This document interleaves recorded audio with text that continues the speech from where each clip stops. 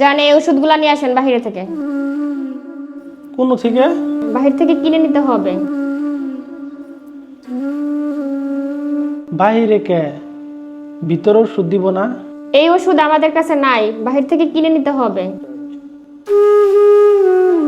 এই হাসপাতাল তো সরকারি, তাই না? হ্যাঁ, হসপিটাল তো সরকারি। আপনি সরকারি ডাক্তার নাকি প্রাইভেট ডাক্তার? কি বলতে চাচ্ছেন আপনি? আমি বলতে চাচ্ছি যে বাইরে ট্রিটমেন্ট করার মতো সামর্থ্য তো আমার নাই। আর আপনি এইখানে আসার পরে আপনি বাইরে থেকে কেন ওষুধ কিনতে বলতেছেন? কারণ এই ওষুধ আমাদের কাছে নাই, এই জন্য বলছি বাহিরে থেকে নিতে। এই ওষুধ যেহেতু নাই, তাহলে এই ওষুধ লিখছেন কে? আর এটা ব্যবস্থা করে দেওয়া যায় না? দেখেন, এই কথা আপনি ম্যানেজমেন্টকে বলেন, আমাকে না।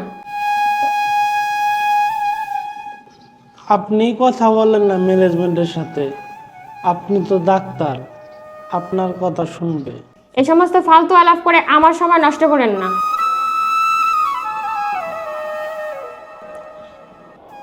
আজব ব্যাপার ম্যাডাম, আমি আপনার দায়িত্বের কথা বললাম আর আমার সমস্যার কথাও বললাম, আর আপনি বলতেছেন ফালতু কথা। এই টাকার অভাবে আমি যদি চিকিৎসা না করতে পারি, এই ওষুধ না কিনতে পারি, আমার জীবন হুমকির মুখে চলে যাবে। তখন এর দায়ভার কে নেবে ম্যাডাম?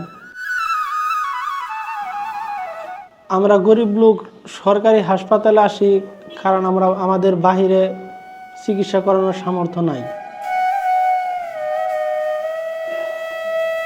সরকারি হাসপাতালের আশেপাশে এত প্রাইভেট হসপিটাল কেন ম্যাডাম?